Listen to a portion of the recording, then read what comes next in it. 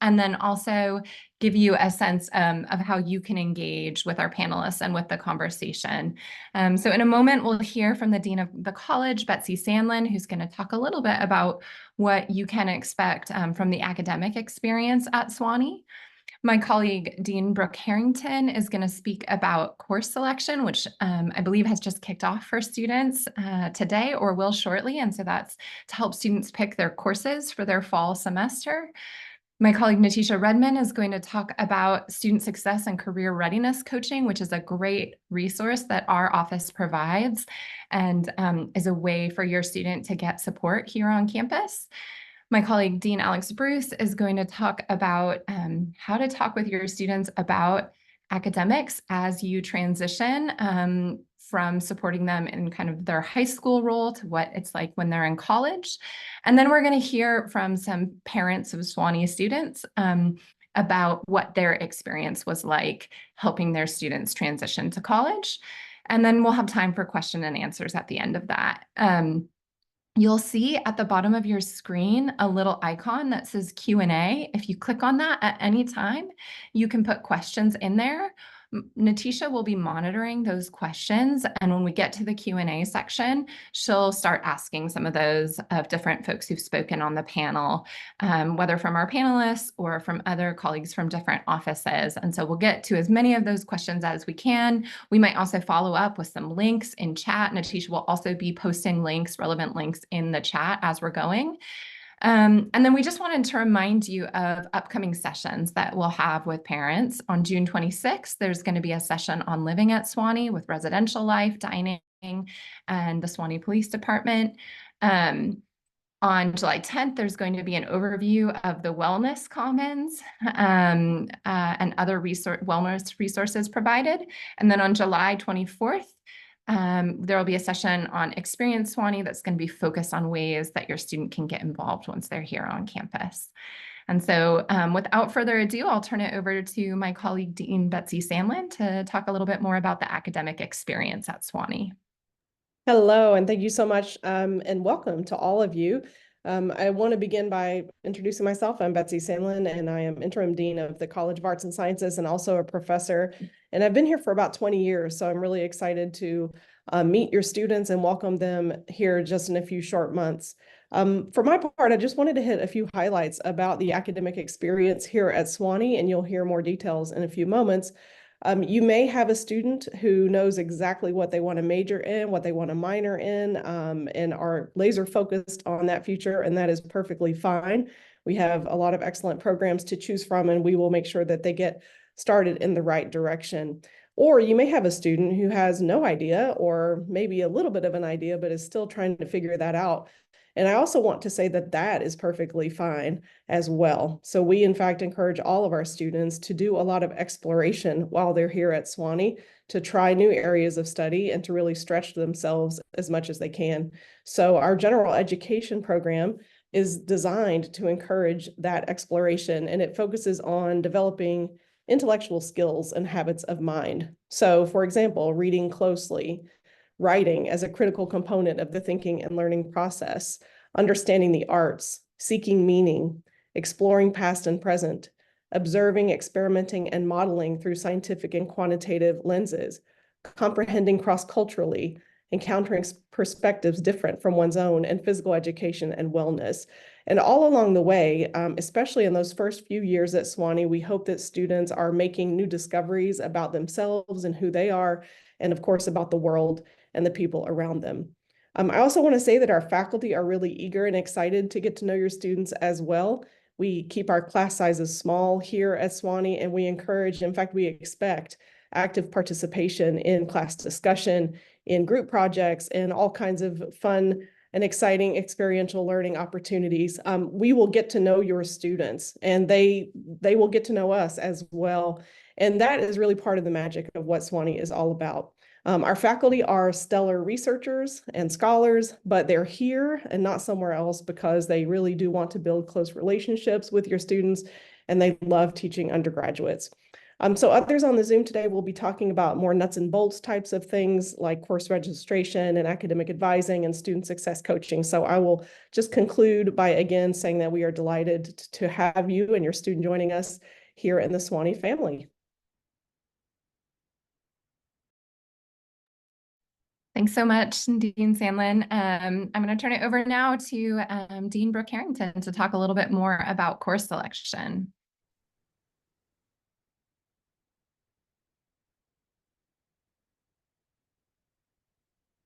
I can't turn on my video. It's I don't know if it's enabled by, oh, there we go. Thank you.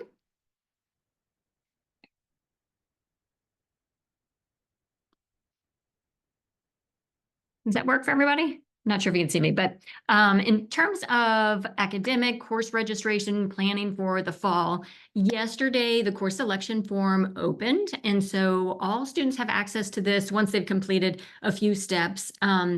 And this is an opportunity for those of us who are making the student schedules for the fall to get to know them, what their interests are, and that could be what subjects they're interested in, what majors they're interested in, or to just choose from a list of courses that they're eligible to take. So that helps us just to get to know what their interests are in terms of, are they interested in arts? Are they more interested in writing? Do they feel stronger skill sets towards math?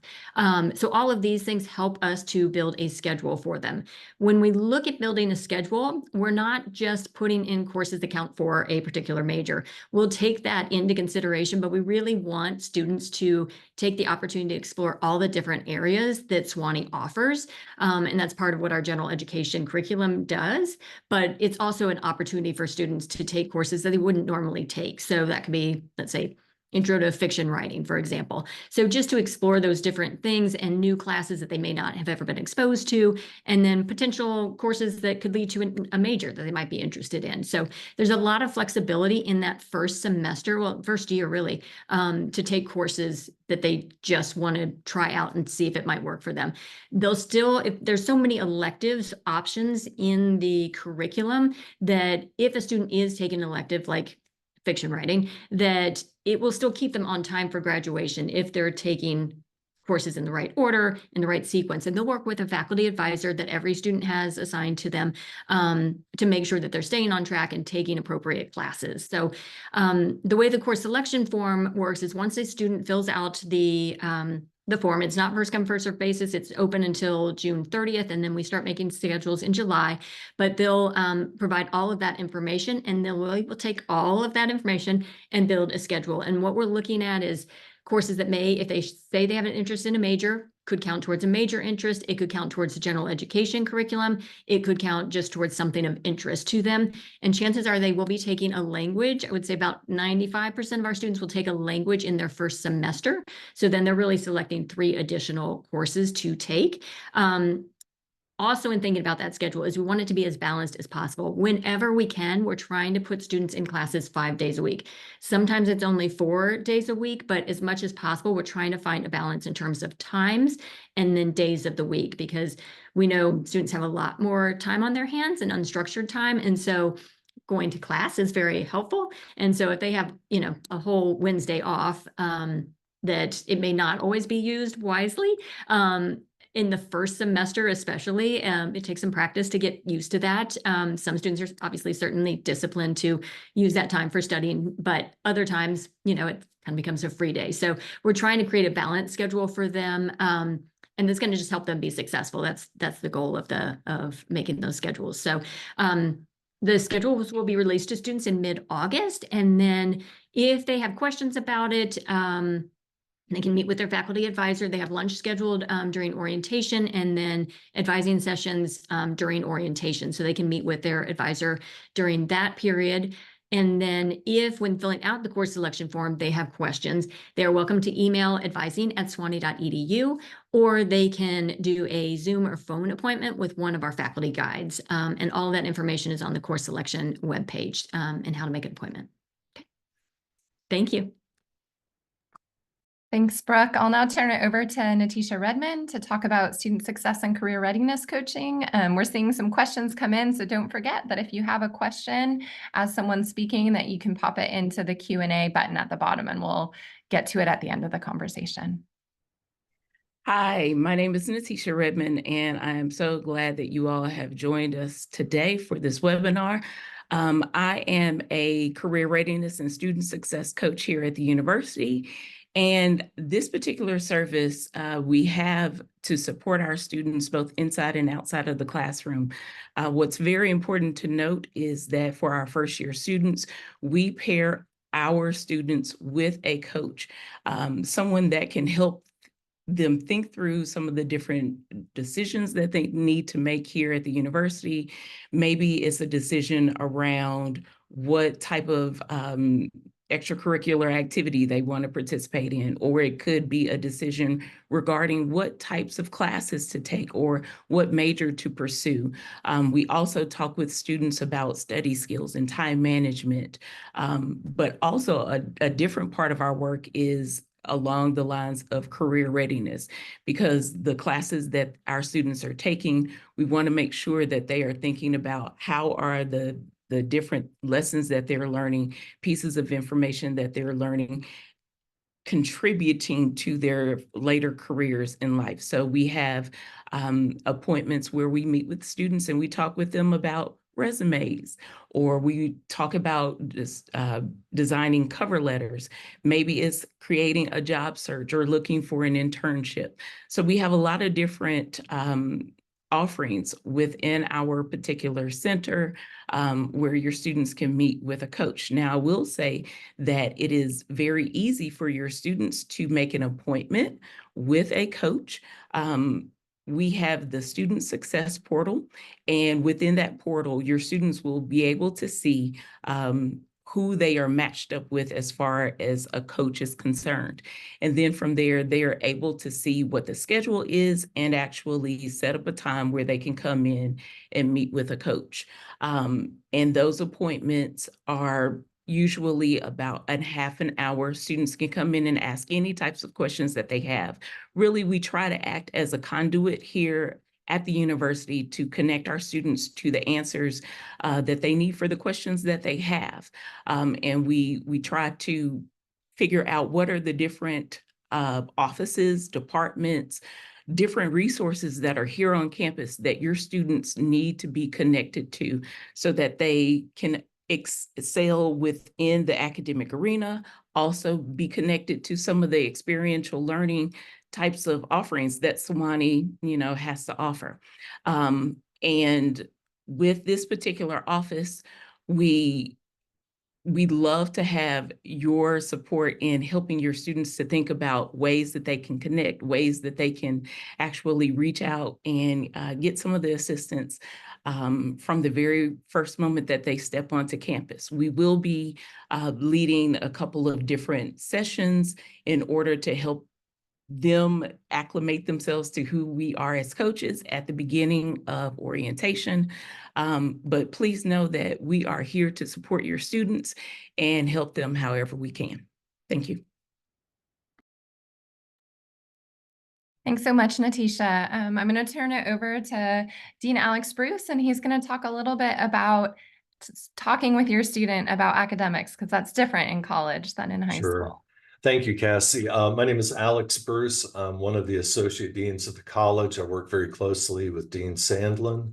I also teach in the English department. I'm a graduate of the university from 1989, along with some other colleagues who are here from that class.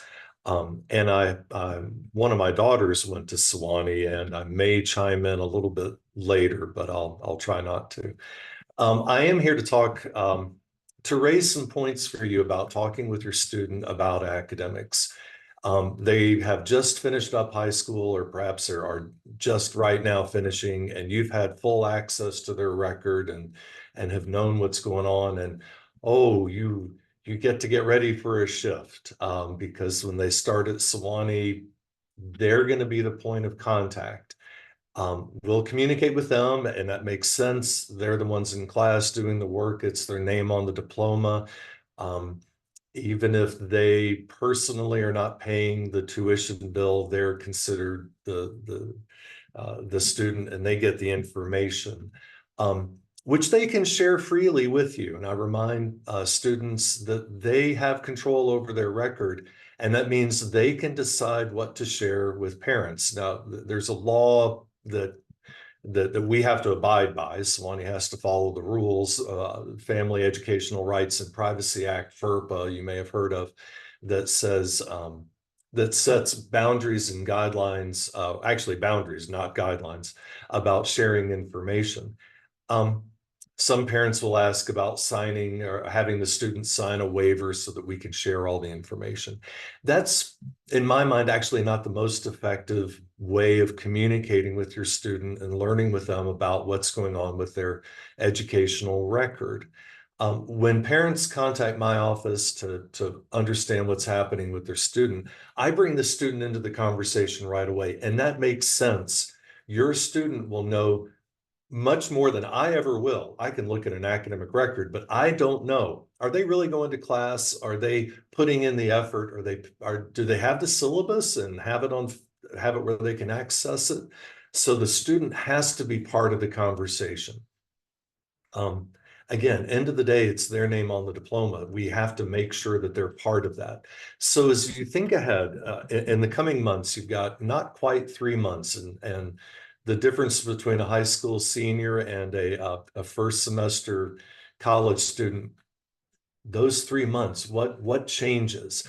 I don't know about changing, but I know about opportunities. And you've got an opportunity in the coming months to have these conversations ahead of time about what you expect from your student. You need to teach them how to do laundry. I mean, there are a lot of practical things, but have the conversation with them about, I want to know X or Y or Z about what's happening with your academics. I would like you to share this information with me. Get some ground rules set up before they go off to college, because once they're here, it's just a little tougher to have that line of communication. So I really do encourage you to talk this summer about what are their expectations for their academic experience. What are yours? What are your expectations in terms of communication? When do you want to be called? When must you be called? Things of that nature. So I'll encourage that. And when you talk with your student, think about some of the things that Dean Harrington talked about. She mentioned how the curriculum encourages points of exploration and connection. They may try a major that you might not have ever heard of or might not have ever considered, but find out, ask them, what are you excited about? What's going on in your classes that is surprising to you? What points of connection are you finding? And like Natisha was talking about with resources on campus, ask them directly. So who have you connected with? We hope with other students, that's part of the fun, but among the faculty, who are you connecting with? What staff members have you connected with in order to have a fuller academic experience, of just a fuller Sewanee experience, but in terms of who's on your side when you need academic help? Who's on your side? Are you going to your coaches? We know you have one. Have you gone? Have you gone to the Writing Center? Have you checked out the Center for Speaking and Listening? Are you using the resources? Those are great conversations to have. They respect the autonomy, the growth of your student, because that's part of what we're trying to do, is help them grow and develop. It channels their energy perhaps and reminds them of some things they might well be thinking of. And having that conversation, setting up your expectations and their expectations over the summer can make for a better transition for everyone involved. So those are my thoughts immediately on how to help talk with your student about academics. Thank you.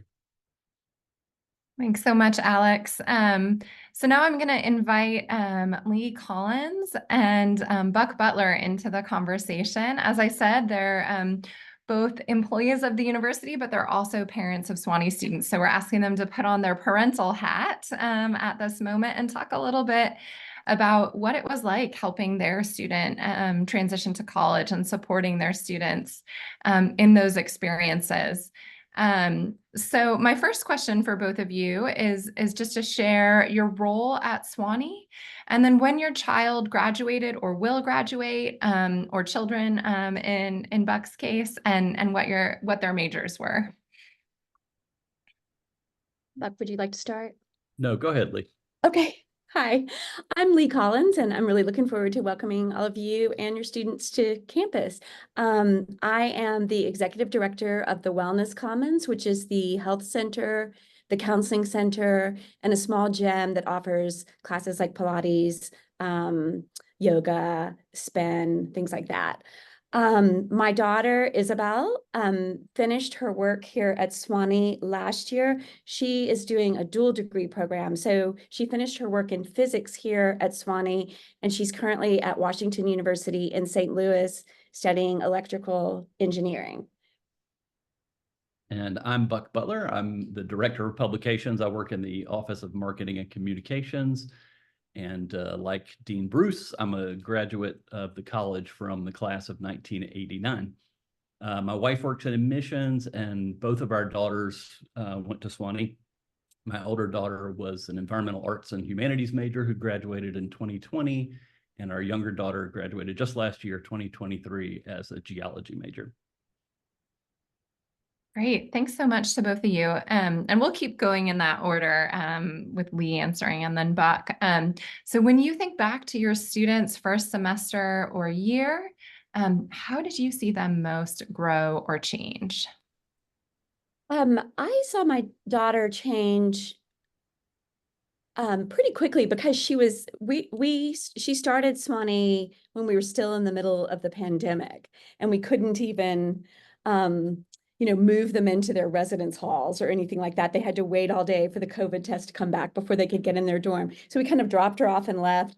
But I noticed pretty quickly that she was meeting people, even though there were a lot of restrictions back then. We had encouraged her to jump in and try everything as much as she could at first, and as she was doing that, she was going on, adventures with the Sewanee outing program, and she was also just learning a lot from her peers. I think it was just really helping her grow up and look at different ways of viewing the world. She also got a lot more independent because we kind of strongly encouraged that as she was going off to college. Like Lee, I remember the pandemic fondly. Both of my daughters were in school, but they didn't have to be dropped off with all the restrictions. They were not freshmen that year, that tough year. I would say my girls really found their place and their people here pretty early, which was reassuring to us as parents. They found great friends in their dorms and their classes and later in their sororities. But it wasn't just the social aspects of college life where there was growth. They both took more of an interest in academics than they had before. They had been pretty good students in high school, but something we know to be true among Sewanee students is for a lot of them, it's just cool to be smart, and that there's a real culture around that, and it really translated into more engagement in their studies, and they loved their classes, and turned out they were willing to put in the work to do well in them. Thanks so much. Dean Bruce just talked about some of the things that it's important to communicate about before you get to that transition point of your students starting college. What did that look like for each of you? I felt like Dean Bruce really hit on what was most important about our communication before she went off to college.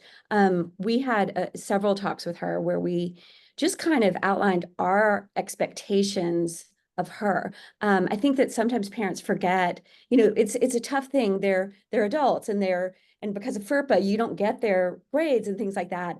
But, we told her that if she was in some kind of academic trouble, we needed to know sooner rather than later. And that was our expectation of her. If she was in some kind of personal trouble, we needed to know sooner rather than later. We told her freshman year, we wanted to talk to her at least once a week for a check-in to find out, how things were going socially and academically. So that was one thing. But also, like I said before, we encouraged her to try new things and just go into school with that mindset, and also to try to talk to us about any problems that she's having, but be prepared to be solution focused herself so that she could solve them. We also talked to her about finances because we, you know, she didn't have to worry about tuition or anything like that, but she had a certain amount of money that was her spending money, and we expected her to manage it on her own in a responsible way. So we made sure she understood, you know, the basics of how to do that. Yep. I think that's all good stuff. Money, teaching them to do laundry. We really wanted our daughters to be as independent as possible as they got ready for college. So over the summer before their freshman year, we had them fill out all those annoying forms that get sent. There's a lot. It could be problematic, but I would encourage everybody to have your children, your students, take the initiative to do that work themselves. We had them make their own doctor's appointments for their physicals, and if they had questions, we had them figure out who to ask and to pick up the phone and get answers. So we wanted them to take some ownership in the process, and we tried as hard as we could not to do the work for them. Is there anything that you maybe wish you had done differently or talked about earlier with your students, or anything, that you feel like you learned from the process that you'd like to share with parents now thinking about this transition for their own children? Really, the only thing that I wish that I had done differently is I should have known this, but I somehow didn't. You know, I have an only child, and so I was entering the empty nest period of my life, and I really somehow I didn't realize that. I think I thought she was going to be coming home for summers and for holidays, and she kind of does that. But if your child is doing things right, I think, this is my opinion, they might be doing other things during those times. So my daughter is currently on her second internship in Germany. So I have to go visit her, which I'm going to do next week. But I think just mentally preparing myself for that and making the most of that summer to have special memories. Now, we were in the middle of the pandemic, so we didn't have a lot of that. But I do wish I'd used that summer to really, you know, connect with her and just soak in that time, because it's kind of the last time they're really gonna 100% live in your house. Yeah, I agree. I agree with Lee. Take advantage of the time you have with them, because if things go well, they won't necessarily be calling you every day, and you may not hear everything that's going on because they're having a good experience. And I don't know what we would do differently, but one resource that is available to your students that was not available to our students at the time is the student success coaching. I think that's such a great program, and I would encourage you to encourage your students to take advantage of that, because it's just a link to all the great resources that are available here. Thanks so much to both of you. So, I mean, that's a great segue to my next question, which is just what are some of the resources that you saw really help your students to flourish, and that you hope our incoming students will take advantage of? Yeah, and I think those could be anything from, you know, sort of like the coaching that Buck just mentioned, but also if there were other, you know, things on more of the social side or the community side that also were meaningful for your students. So I could probably talk about this for an hour, so I'll try to just cut me off if I talk for too long. This campus is so rich in resources. It's unbelievable that such a small school has the resources that it has. And I think it's because our faculty and staff really care so much about the students, and they create anything that they see a need for, or they try to. But so some of the things that were really great for my daughter, she joined a sorority, which was wonderful. That was a great source of support.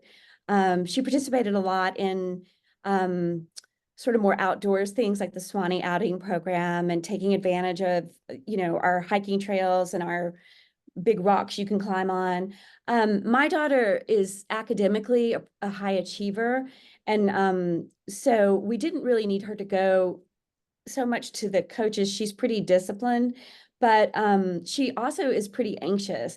And so so this thing happened this year. She's at WashU now, and there was this big event for women in engineering, and they had a CEO from Boeing and a vice president of this engineering company come, and you got to audition to be the undergraduate speaker or the graduate speaker. And she did it, and she was the undergraduate speaker. And I said, you know, when you were in high school, you never would have been able to do something like that because you would have been too stressed about it. And how were you able to? And she said that it was because of a program that's here at Sewanee called Beyond the Gates, which really, I think, gives them some opportunities for professional development. And I think when she attended that, she came out of it much more poised, and she had more of an ability to network. So that was, I think you do that, Cassie, it's when you're between your sophomore and junior year, or junior and senior year. You can do it in your junior and senior year, and it happens between the fall and the spring semester. And it's really focused on helping students prepare for their time beyond the gates. So it's everything from, meeting with professionals who are alumni and the different career paths that they might be going into, but also thinking about how do you find your first apartment? What does it look like to budget when you're living on your own? So yeah, it's a great program. Yeah, so that was tremendous for her. It seemed like it was going to be a lot of work because they have to dress in business attire every day, but it's well worth it. Another thing is Sewanee likes people to be innovative. So there was not a makerspace here. So the students, she and a couple of other students talked to the school, and they actually gave them the funding to create a makerspace. So Sewanee gives students all kinds of opportunities for leadership and growth, and just encourage your students to take advantage of them. Yeah, I agree with Lee that there are just an uncountable number of resources on campus. For my daughters in particular, I'd say that taking advantage of resources in their academic departments was really key. As Dean Sandlin mentioned, the professors will get to know your students, and they are remarkably available to them. Professors have office hours, and the professors were willing to work with my kids and mentor them and answer any questions that they had. And then beyond that, I would say career readiness. One of my daughters had 2 amazing summer internships that were made possible by career readiness, and that probably wouldn't have happened if those resources weren't there. And one of my daughters studied abroad, so the Office of Global Citizenship was a great help in that, and it was another great program. Great. Well, thank you both so much. So would still love to get more of your questions just using the Q&A box. I'm going to turn it over to Natisha now, who's been collecting those questions and also some of the questions that you submitted in advance. And Natisha will ask the questions and direct them to a particular person. So please keep sending questions our way as we're doing this. Awesome. So we have seen quite a few questions come in, especially around AP and dual enrollment classes. And so I would love to hear from Dean Harrington regarding AP scores, dual enrollment, those kinds of grades and registration questions. Thank you, Natisha. Yeah, sorry, I should have mentioned it before. So if students have either AP credit or dual enrollment, we will need to know that in advance of making their schedules. There is a space on the form where we ask the question if they have credit for those. So if they do have credit and maybe don't know the scores yet, then we, as often as possible, err on the side of assuming that they will receive credit and trying not to place them in another credit where they would get similar credit, another class where they would get similar credit. So for example, if they took English, right, we don't want to put them in our English 101 class. The AP scores usually get to us mid-July. So some of those we will have by the time we're making the schedules, but not for everyone. So that's really helpful just to put that on the form for us. Students do have to have either a 4 or a 5 in order to get credit for AP. In terms of dual enrollment, we need to have the official transcripts on file here. Otherwise, they cannot be considered if they're just put on the high school transcripts. So every student needs to request from the college or university that was granting that academic credit that their transfer or their credits from the dual enrollment be sent over to the registrar's office at Sewanee. If they don't identify that it should be sent to registrar@sewanee.edu, sometimes it ends up in the admissions office or somewhere else on campus. So the student really needs to check with the registrar's office to make sure it's received. Typically, it will get here within 24 hours of it being sent electronically. So they can always call the registrar to make sure that it has been received. But it's so important for us to have those transcripts, because the registrar will do the evaluation for us. There isn't a standard kind of protocol for those. So the registrar needs to evaluate those before we can say whether or not it's going to transfer as a particular class or just get elective credit. So it's very helpful to have those sent in. So if you can encourage your students to go on to that college or university's website and request those transcripts to be sent to registrar@sewanee.edu. Even this week, that would be very advantageous, and I would greatly appreciate it. Also, I did forget to mention that each student will be registered in 4 classes. The majority of our classes at Sewanee are 4 credits each, so taking 16 credits each semester is a very standard load. We will have a balanced schedule, so no students is taking extremely hard courses or extremely easy courses. So there'll be a good balance between that. If a student does feel like they need to drop a course, they have almost the first 2 weeks to change their schedule without a W or anything showing up on their transcript. They'll want to talk with their advisor about what they're dropping and if they want to replace something. I would encourage every student to stay in 16 credits.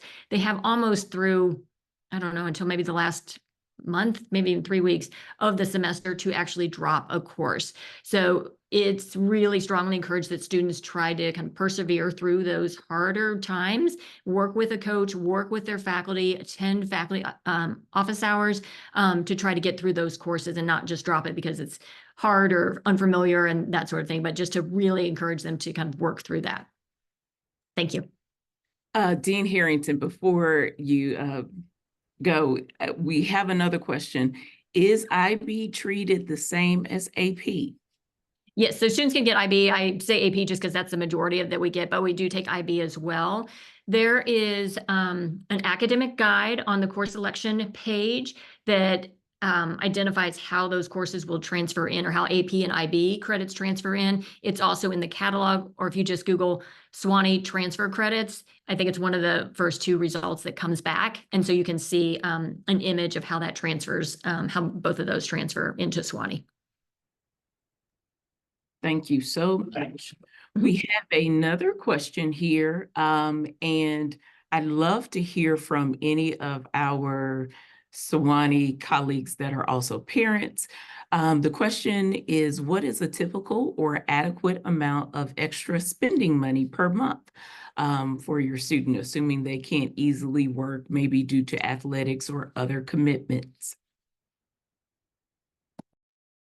So I'll start. I'm trying to think because most of their basics are taken care of here. They eat in the dining hall and that's part of the meal plan. So that's paid for. And I think they can eat as much as they want, whenever they want, when it's open.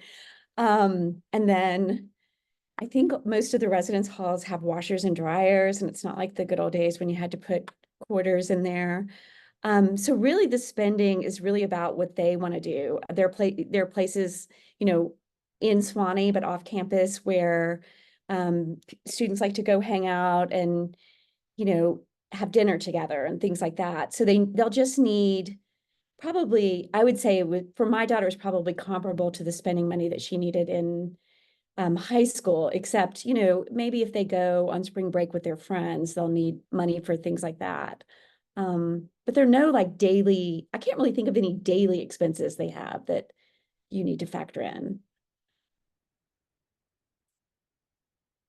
Buck, you're on mute.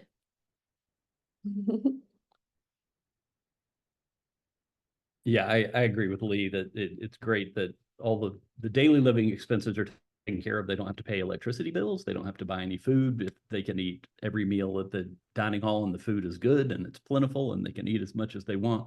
I guess what I found when my daughters were in school is that spending money, it varied greatly among their friend group. My daughters didn't have a lot of spending money because we didn't give them much, but some kids did, and they went out to eat a lot. But I think that's kind of the main expense. my daughters did have access to my Amazon Prime account, and charges would occasionally appear there, but nothing too bad, or I would have put a stop to that. Thank you all. We have another question. It is about housing. It says, besides the two residential learning communities available for first-time students, what other residential learning communities exist, and when can a student potentially join? I want to let you all know that we do have a Live at Sewanee with residential life, dining, and SPD that is coming up. It's a session on June 26th. We invite you to definitely tune into that session. That way you can hear more about the residential life side of Sewanee. And Thanks, Natisha. That is perfect. Hello, everyone. I've been floating in the background because I'm really just here for tech support this time, but I'm Emily Britt. I'm the Associate Dean of Students, and I oversee orientation. Residential life falls within student life. And so Natisha's right on the money. We only offer those two residential learning communities for first-year students, but we'll talk a lot about all the specialty housing available at Sewanee for upperclassmen, like the world is their oyster for sure. So tune into that session. And if you have specific questions, like feel free to let us know. awesome, thank you. We have another question. What working opportunities are there on campus, and is working encouraged? And that can be anyone that's on our panel if you want to chime in and answer that one. I'm happy to chime in on that one. If you're so some of the things that are available on campus, if your student is eligible for work study, and you would find that out through their financial aid package, then there are a whole host of jobs available to them on campus in lots of different departments and offices on campus through the federal work study program, which again is a part of their financial aid package. And in our office on the career readiness side, we can work with incoming students to develop their resume, cover letter, and search for jobs that might be a good fit for them. We do appointments with students focused on those work study positions over the summer. So your student can definitely reach out to our office and we can help them think through that. I don't have the dates off the top of my head, but I do believe that the first work study cycle has just opened up and will be open, I think, until early July. So if you do know your student is eligible for that, you should be encouraging them to apply so they can kind of have first choice of what some of the good opportunities are. There are some other jobs available on campus, and they really vary. So our office has students working as peer career advocates where they're doing peer career coaching for other students. That's not a work study job, it's a paid hourly job. And I know a lot of the other departments represented on this call have student roles like that. There's opportunities to work within student activities and things like that. And then students also sometimes work in some of the local businesses around the Sewanee area, or some of the cafes on campus. Those are some other good work opportunities. And then when it comes to summer internships, we have an incredible internship program with funding available as well for unfunded or underfunded internships and research opportunities. So that's something else that the career readiness and student success coaches can work with students on. But I'll turn over to Lee because it looks like she has something to chime in with. Yes, because we're looking for students. So Fitwell, which is our small gym that's part of the Wellness Commons, hires students. We hire work study students and non-work study students. And if your student happens to be a fitness instructor or they're interested in being a fitness instructor, please have them come talk to us. Most of our classes are taught by students, and we give all of our students CPR training and a lot of other, on-the-job skills training. My daughter was a tutor with you guys though, and it was great. She made some money. Awesome, thank you. Any other panelists with any feedback on that one? Okay, we'll go to another question. This one, I'll actually answer. It says, my son has swimming opportunities with the Canadian National Life Saving Team, but he's reluctant to make any commitments. He would like to not be involved in anything other than his activities at Sewanee. What are your thoughts?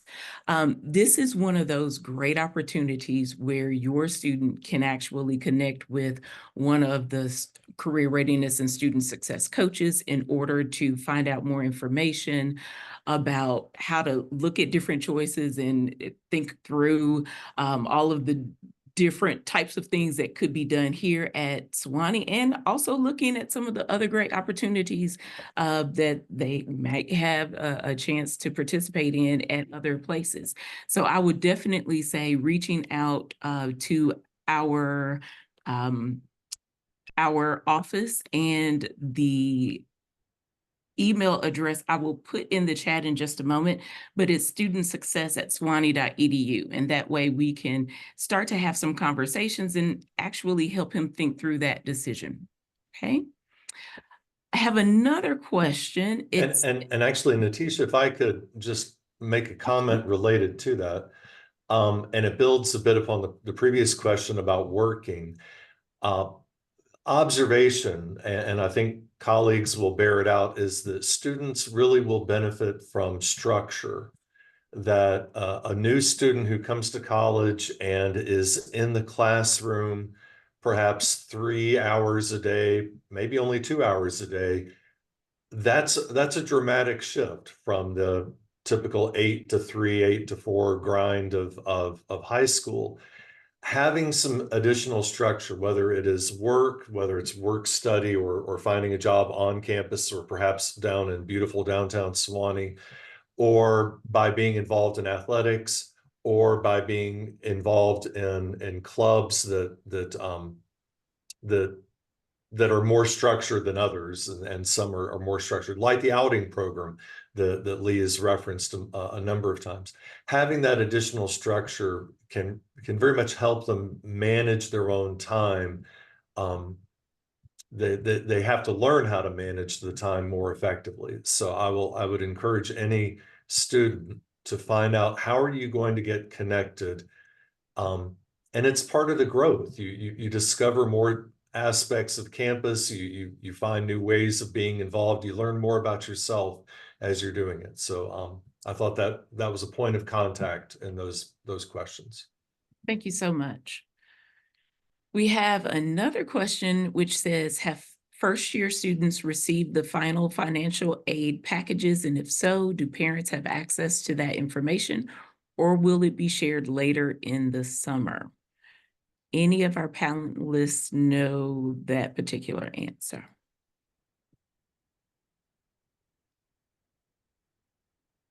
Okay, so they have, so your student's financial aid package should have been awarded. There were challenges as the FAFSA, the national form, was released. But if you have questions about financial aid or your student's financial aid package, you should absolutely contact financial aid in the Office of Admission and Financial Aid. I will put their contact information in the chat. Your student will be able to provide you permission to have that information, which is also separate from their academic records. So that's definitely something that if you have any questions about, please reach out to financial aid.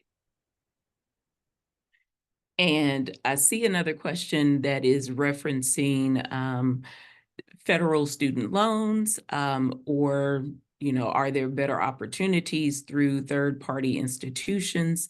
And also thinking about the possibility of federal student loan forgiveness, and how that can play into that particular decision. I will say reaching out to financial aid is honestly one of the best ways to have some of these conversations and get some of these questions answered. Our financial aid email has just been placed into the chat, finaid@sewanee.edu. Also, the phone number has been uploaded, and my recommendation is definitely talk with them, have a conversation. They can help you think about all of the different options that you have. And there are quite a few different options, and they can look through and help you to make the best decision based on your financial situation. Okay.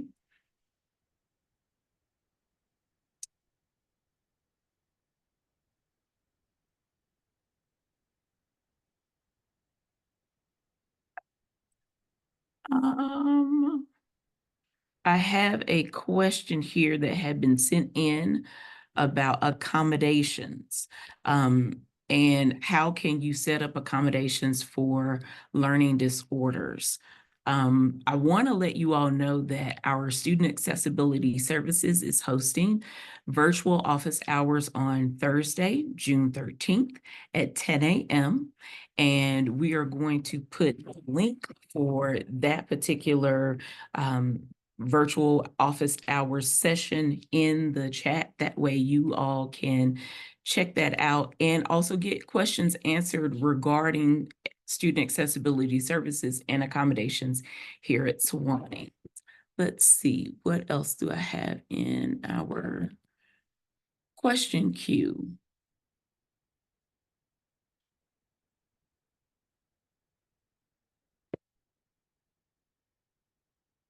Okay, I do have a parent who posted about, oh goodness, my screen jumped, financial aid packages, and some of them are still being finalized and sent by the end of June, but they will be in student portal. Once again, if you have questions about financial aid, please do not hesitate to reach out to financial aid. That contact information is in the chat. Let's see, are there any other questions? I will ask this question. It was submitted to us previously. It says, what are the top conversations that I should have with my student in June and July?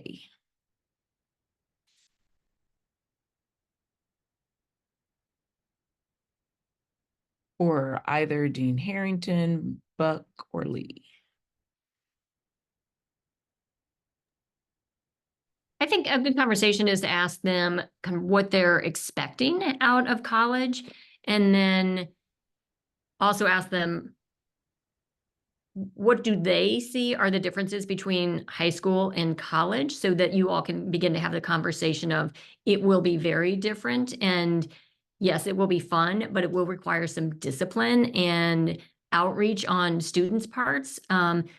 Faculty will not just be giving them study guides and reminding them of every assignment that's due. They'll have to have a lot more agency on taking care of themselves. So I would begin to have those conversations about how they're going to manage that as well. And we do have a lot of resources that can help them with that on campus, but they have to, even if we outreach to them, a lot of students don't necessarily respond to us. So they sometimes have to come to us or find those resources. And there's such a friendly atmosphere here that no matter what office you walk into, someone is very willing to help. And if they don't have the answer, they can absolutely show you where that office is or take you to the person who does have the answer. But encourage your students to reach out whenever they feel like they're flailing or just need an extra boost, whatever that case is, because if we don't know that they're struggling, then we can't help them. So we don't want anybody to take care of that in silence. I'll add a couple of things. So I'm going to speak as the Wellness Commons Executive Director right now. Talk to them about any medical needs that they have and make sure that they have all of their immunizations. And we'll be talking in July about, how to, make sure that these records and medical records are uploaded to our portal, but also you can call our offices if you have any questions about that. But if there's anything that they need with their doctor before they go, start making those appointments and talking to them about that. And then as a mom, start talking to them about what they're going to need when they're here. I believe Sewanee has lists online about what you need when you come to college. And I just remember that it was a lot. I mean, it's like going to summer camp, but a lot more. You know, they need towels and they're probably going to get new towels, and they need more toiletries maybe than they have, or things like that. And so I just remember shopping a lot, and it would probably be good to start that in June. Thank you so much. Looking at our time, we are winding down.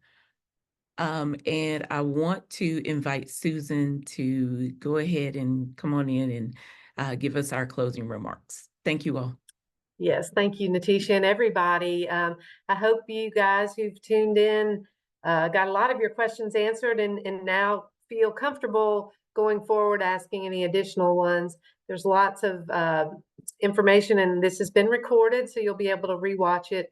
But I also want to just, for ease purposes, let you know our email address is probably easier to remember because it's just SewaneeParents@sewanee.edu. So if you can't remember who to reach about what, you can just always contact us that way, and we'll make sure your questions get answered. But we have several of these coming up, and the next one is June 26th, and it's about residential life and dining on campus. And I have to say that one is always very popular, and it's going to have the big wow factor, and you're going to want to come eat and live at Sewanee. So we will see you all there, and thanks so much for being here.